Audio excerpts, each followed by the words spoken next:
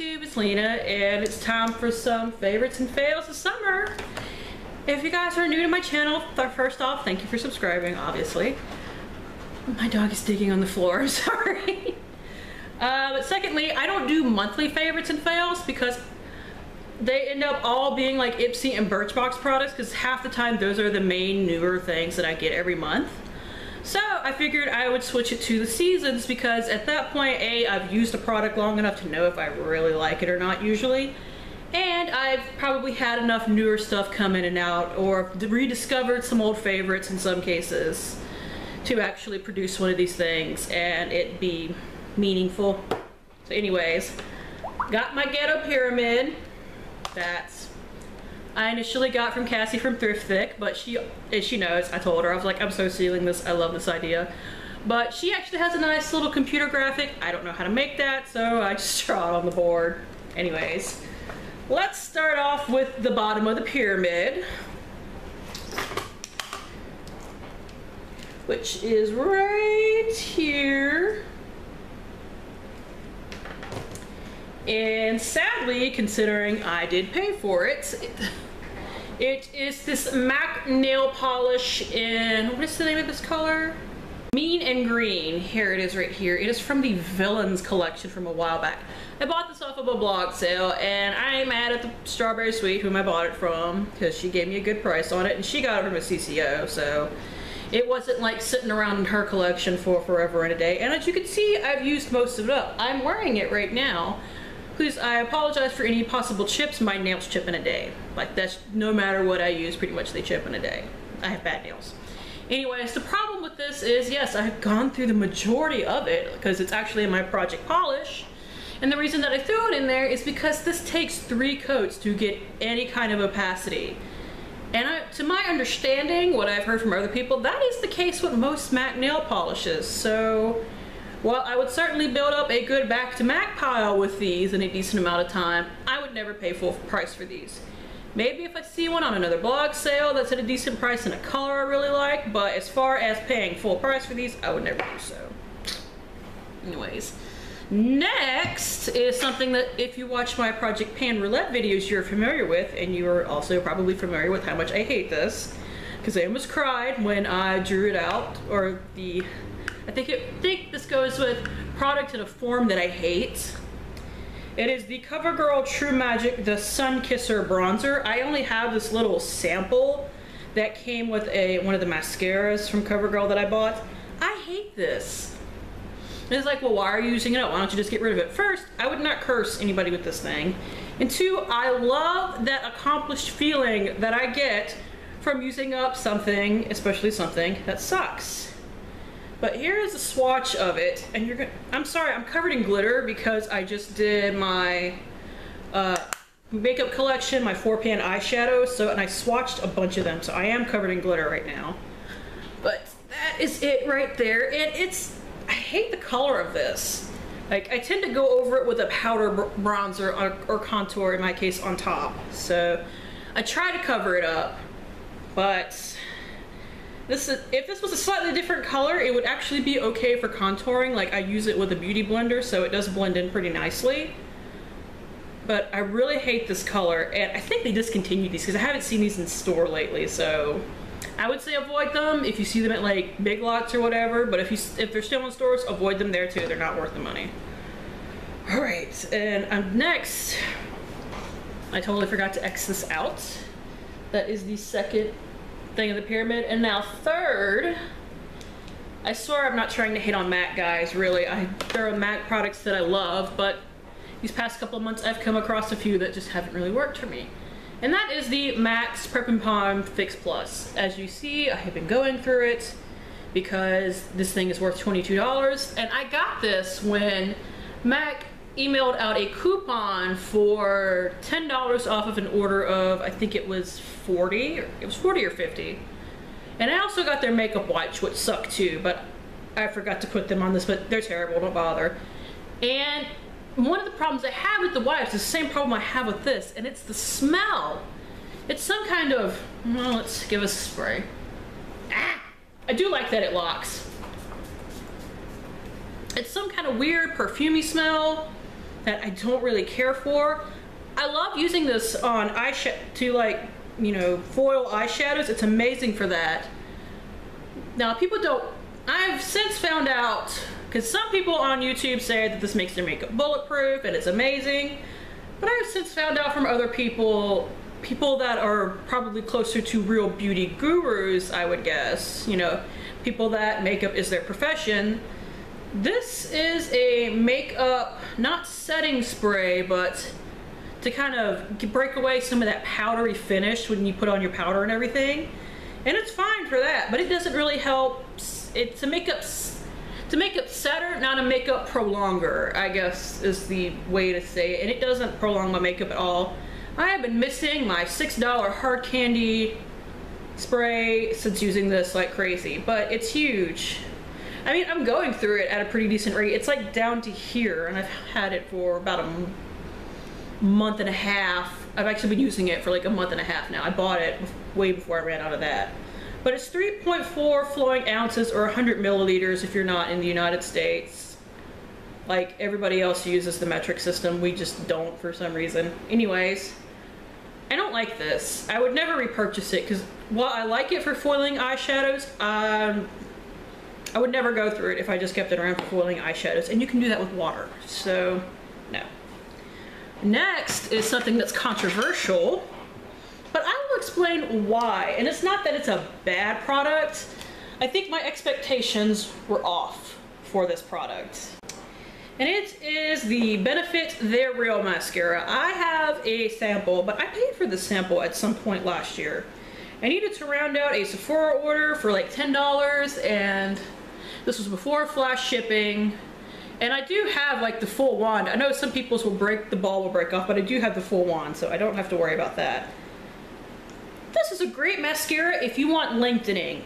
I have long lashes. I will admit I was genetically blessed with nice long lashes. I like volume in my mascara. This provides none. And since now everywhere I read about the Benefit They're Real mascara, it says a lengthening mascara, but I never really heard that before I bought it. So I'm glad I had the sample and I didn't like go and pay for the full size, because then I'd be a lot more aggravated. I'm still kind of mad that I paid, you know, $10 for this, although I've gotten 3 months of use out of it and it's not dried up on me, so I guess I at least got my money's worth. But I will be throwing this in my empties at the end of the month just because I don't use mascaras past 3 months. So just be aware when you buy the Benefit They're Real mascara. It is a lengthening mascara. It is not anything to do with volumizing. Oh, and as an added thing, if I don't use cold cream to remove this, I wind up with raccoon eyes the next day, even though I remove it with oil or whatever. Cold cream seems to be the only thing that gets it all off at once. Now, we are on the second tier of the pyramid, but these next two products actually, I like 90% love, but they each have something wrong with them. But I like them still. Like, I could totally use them. First is, actually no, they basically occupy the same area of space, but this is the Body Shop's Strawberry Body Sorbet lotion. It is a cold pressed strawberry seed oil lotion. And first off, the Body Shop's fragrance for strawberry smells amazing, and I wish there was smell-o-vision so I would show it to you. However, and it does moisturize. It does moisturize pretty well. The texture on this is strange though. It's just, well, it does sink in pretty quickly. It initially has this slight filminess that kind of drives me crazy. Like I said, once you rub it in and it sinks in, it's no longer there, but it's almost like it has a texture to it, but there's nothing actually in it. I'm guessing maybe it's the cold pressed strawberry seed oil that does it, but I got this for $5.99. It was on sale at Ulta, like it was in the discount bin, because it was a little bit lower than what it's supposed to be. I think somebody opened it and used it, but it didn't have any, you know, nastiness on it or anything, so I'm like, screw it. I've been wanting to try this for a while, because I've been wanting to try this, not brand, I've tried the Body Shop before. I love their body butters, but this particular type of lotion for a while.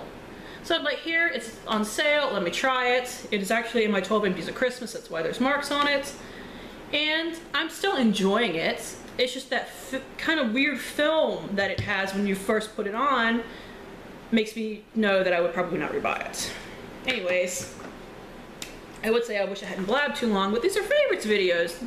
You want to know exactly what I think. Anyways, next up is another mascara. It's the only other mascara I've been using these past 3 months, really.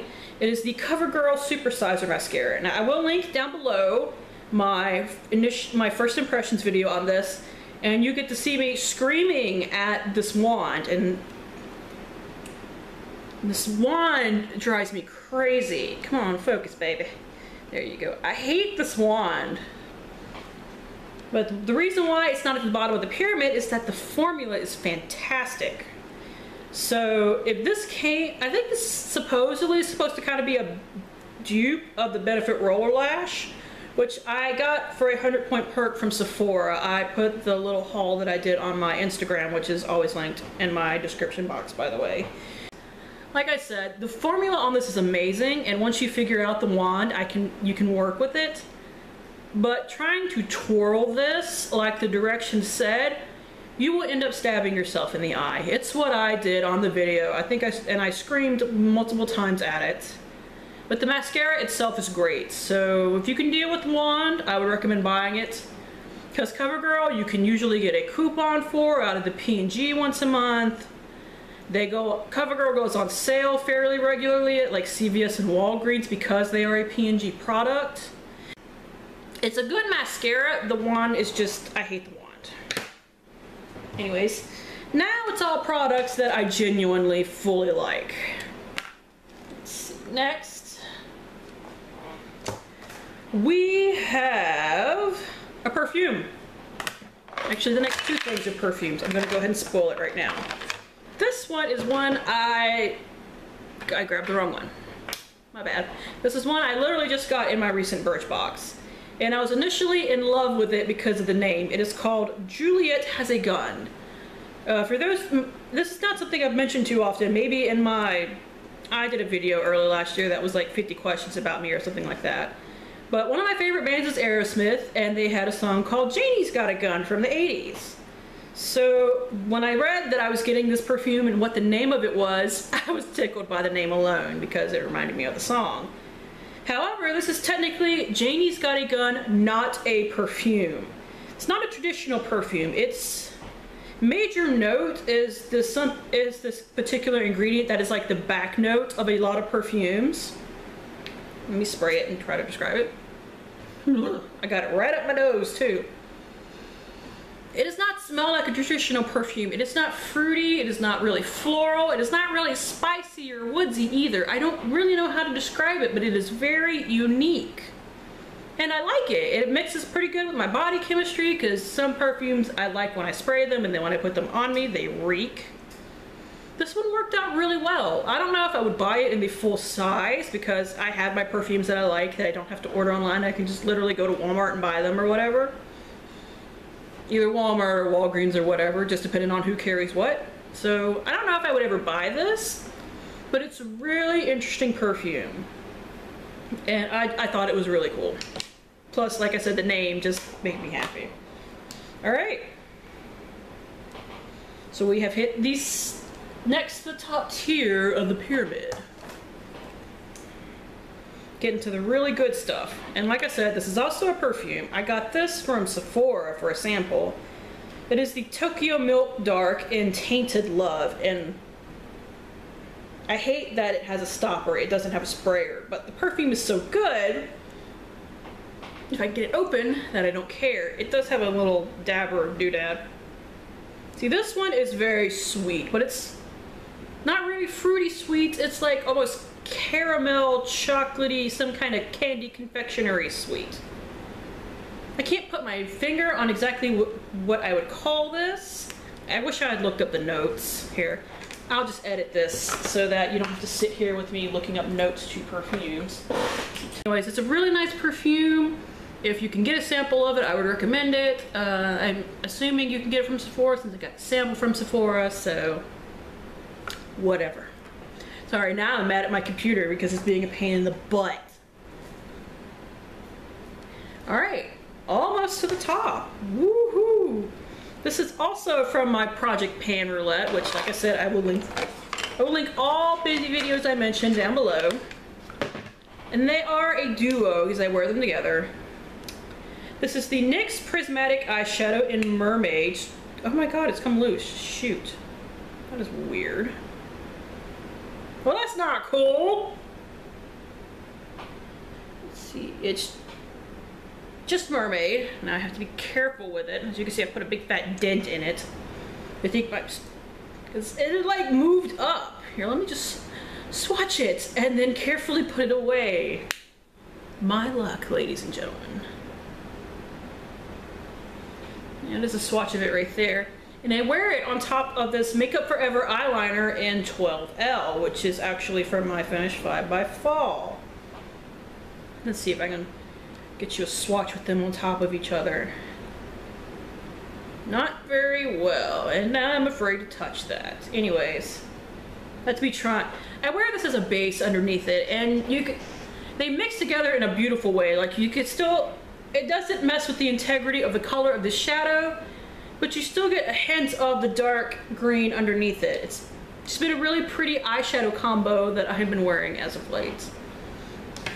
And finally, at the top of the pyramid, because we're awesome. This is something I bought, oh god, probably 2 months ago, but I've been loving it. It is the Kat Von D Tattoo Liner in Trooper, you know, the solid black one. And I bought it in limited edition packaging because she was donating so much of the proceeds to an animal, either shelter or charity that she works very closely with. So I really do appreciate that. But this is a freaking amazing eyeliner. Like, it beats out the Stila liquid liner. It beats out anything else I've ever used as far as the pen eyeliner is concerned. This pen is so soft. It doesn't scratch. It doesn't tear at your eye. And while I never had that problem with the Stila one either, let's see, which one was it? The NYC one that I got from a Walmart beauty box, I think. That one was a little hard. Like some of them you get, they're literally like markers, and those will scratch at your eyelids. This one does not. And this stays in place all day. It doesn't sink into any weird lines or anything. I just love it. I can't really describe why I love it other than the fact that it's freaking perfect as an eyeliner. So if you've been thinking about trying this out, the limited edition one, which I believe is still available, is about $24. But I believe her regular one is a little bit cheaper than that, because the limited edition one, you're paying for nice metal packaging, which is admittedly really nice. It does have a nice good weight to it. You're paying so that she can donate some of the proceeds, or you can get it on the Sephora website in America, and I believe it's also at least on the Canadian Sephora website as well. So if you've been thinking about trying out an eyeliner, but this is really good, guys. I definitely recommend it. I actually just bought the Sephora eyeliner kit that they came out with recently, and it has a mini in there. So if you want to get that instead for 30 bucks, you can try it out anyway and get a couple of other eyeliners with it. Anyways, that is it. Thank you guys for tuning in and dealing with the technical difficulties of my computer not wanting to let me look stuff up. And hopefully, thank you for tuning in. I always appreciate it, and hopefully I will see you later. Bye!